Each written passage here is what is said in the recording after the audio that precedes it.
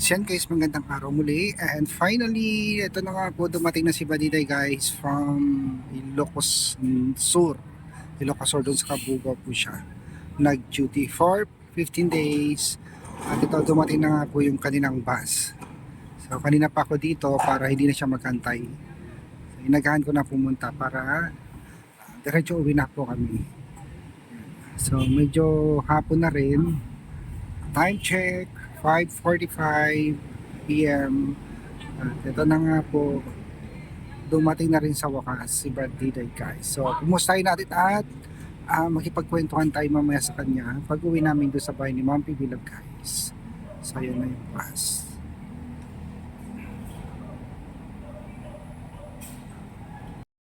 So, ayan.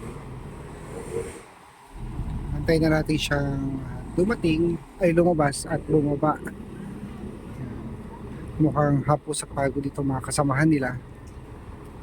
So marami din sila guys, halos na puno yung bus. Nagbababa na sila ng kanilang mga karga.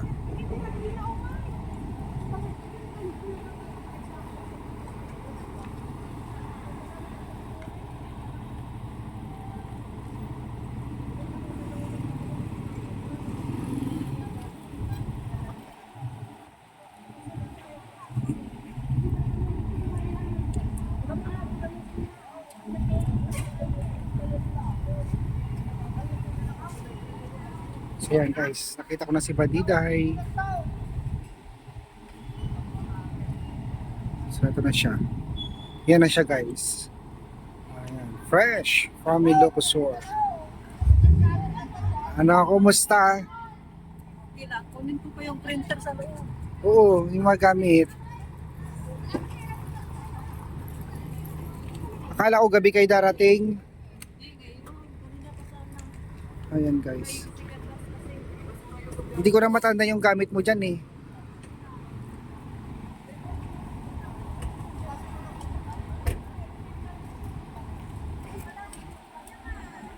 So hindi ko na matanda yung maleta ni Badiday.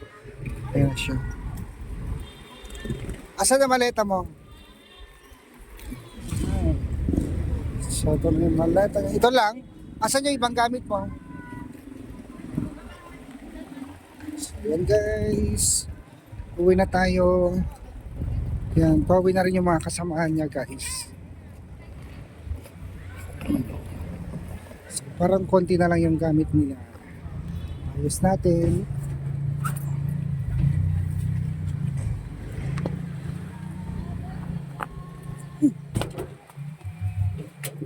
Parang kumonte. Ha? Parang kumonte. Nasaan yung iba? Wala na. Di ba ano yung pagkain? Wala na. Oh, thank you, ma'am. Ay nga pala, yung mga pagkain. Ito muna sa ibabaw. Ano ba ang laman nito? Damit? Baka dati. O yan yung may patong yung printer. Oo. Yung laptop pa. Laptop ito na. So ayan. At kami uwi naman na. Yan guys, nagsuwian na rin yung mga kasamahan ni Badiday. So tara, let's go. Welcome back to the Philippines.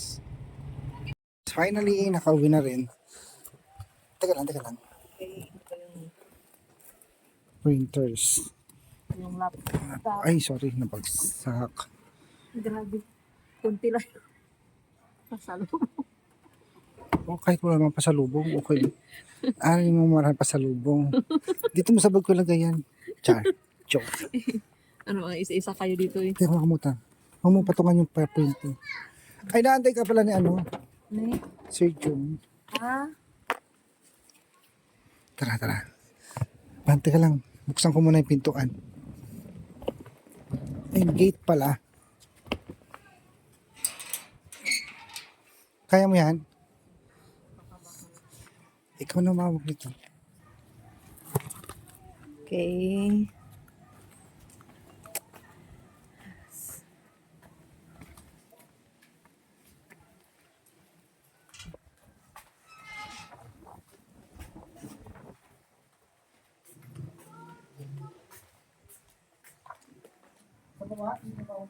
Diyan muna. Diyan muna yung mga gamit ko.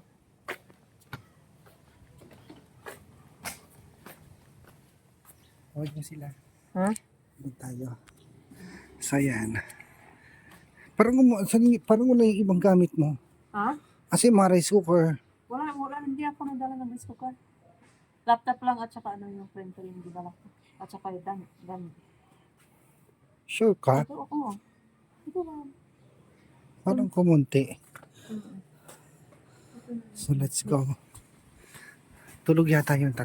Ay, yung 4. So, ayan.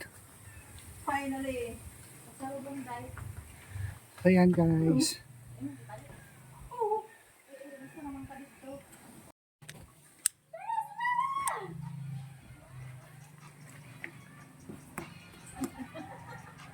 Huwag yung kanisa ko Gara ka. Pumapayat ako no. Hindi ko na naman pumayat.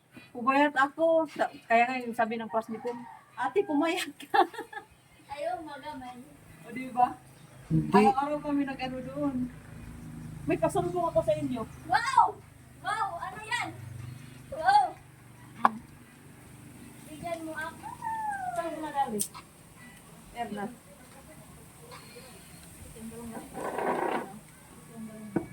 Nandun One sa minute. train na natulog pa siya. At sa tigalya ka. Bibingka. Bibingka to. Asa manigit ka na? Wow! Thank you. Bakit nag-stop over kayo sa ano? Sana ba yun? Diyan sa ano? Ano bang bibingkahan yun? Kalimutan ko. Doon sa ano sa pasalubong. Kanang bibilhan ng mga pasalubong. Yung pinupunta natin nila, ma'am? Oo.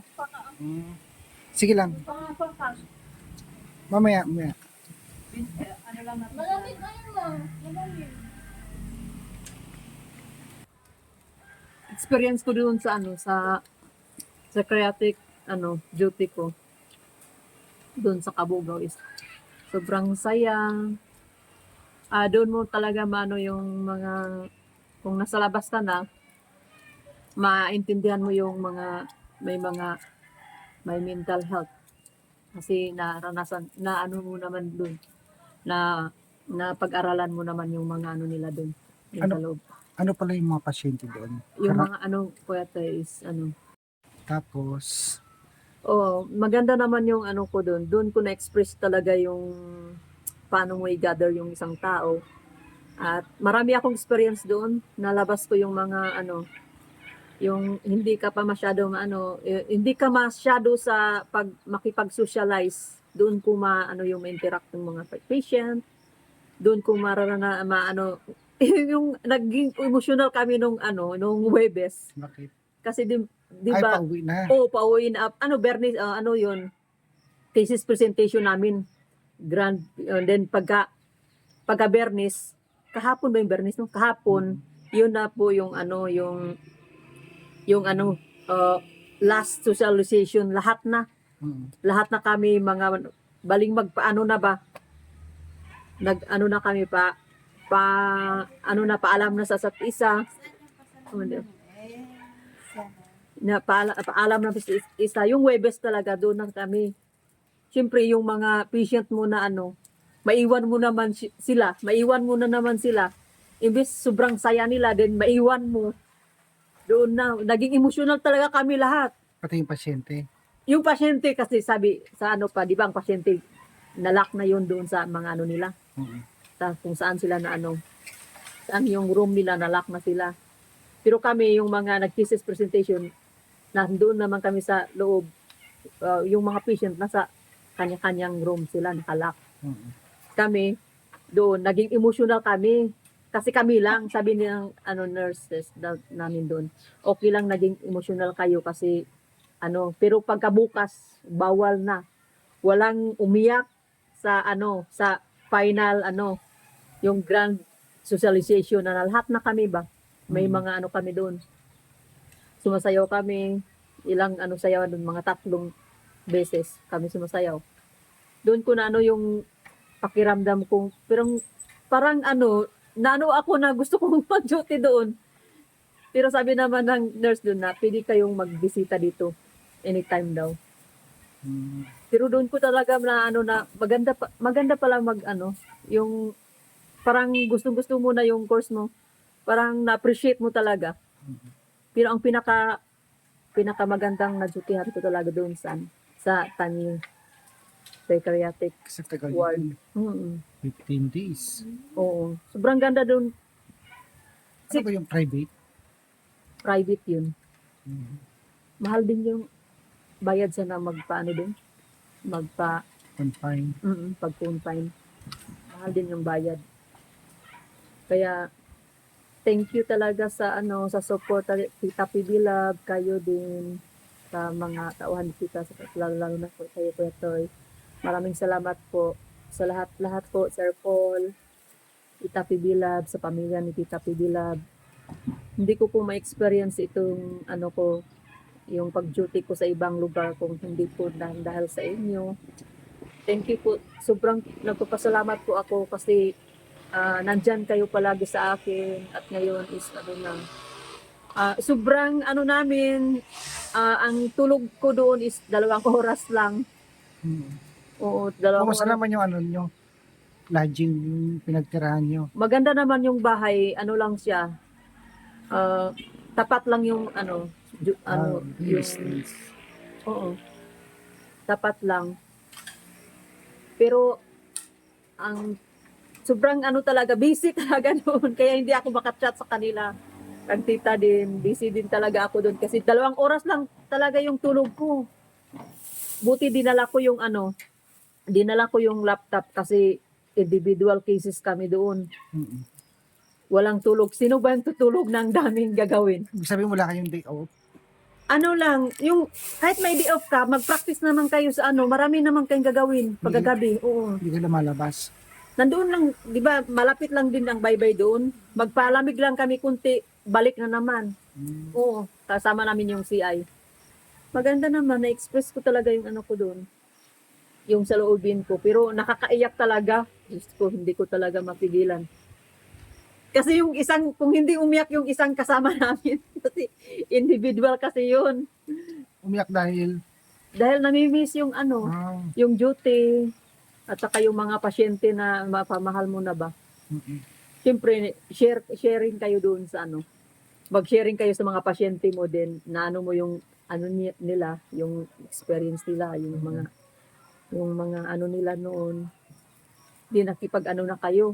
May patient pa ako nagsabi na wish ko sa'yo na pag makatapos ka, kung mag-board ka ng board exam, makapasa ka, yun lang ang ko sa'yo. Doon ako naalala ko yung sinabi ng pasyente ko, kaya naiyak talaga ako, naging emotional talaga ako nung Webes. Madami din kaming naumiyak noon. Pero hindi namin pinarinig sa mga pasyente namin. Hindi namin kasi wala naman din sila, separate naman din sila. Yung kami lang yung mga student nurse ang kasama namin sa case presentation. Pero yung pinaka namin yung thesis presentation namin, pag sabi na yung mga yung mga nurse nga sa amin sa cases nag-attend. Pag sabi na dependent na kami, grabing saya namin doon. Kaya nakakamiss talaga. Lalo na 2 weeks kami doon. Maraming syempre kung mahiyain ka dito, doon hindi ka na mahiyain. Kung ako nga hindi ako marunong magsayaw Naging leader ako doon. Naging leader ako doon. Anong sayaw nyo? Kahit, Zumba. Hindi naman ako marunong, Siyempre, yung mga, pag nandoon na, kayo ng lahat, ikaw dapat, hindi ka magkamali doon kasi, siyempre, dapat energetic. Yung hawak mo ang... Hawak mo ang beer. Sample nga. Oo nga. Yan na yung namin. Marami, then, pagka another day naman, rotation yun. Another day, classmate ko naman, ako na naman yung mag-lead sa, doon sa mga, sa medicine. Oral ka lang kasi yun doon, kaya walang problema. Kabisaduhin mo yung mga patient ko doon. Pero, okay naman, maganda naman talaga yung, namin, expose namin doon. Naging, basta maraming, doon, experience ko doon. Hindi ko na masasabi lahat. kasi Basta bawal lang yung sabi.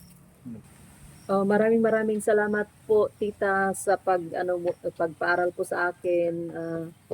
Natapos na po yung duty ko doon sa sa Tanye. At pasensya po talaga tita, hindi ko po kayo minsan na na kumusta, lalo na kang mamang na mayroon pala siyang na nahulog pala. At sana okay na po si mamang diyan.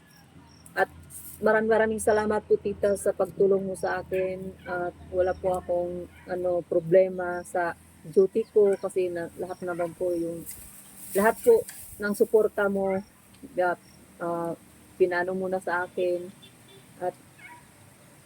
at ngayon is natapos na po tita at next year na po magpo-4th year na ako. Sana laging okay po yung niyo, health po. At God bless po sa inyo.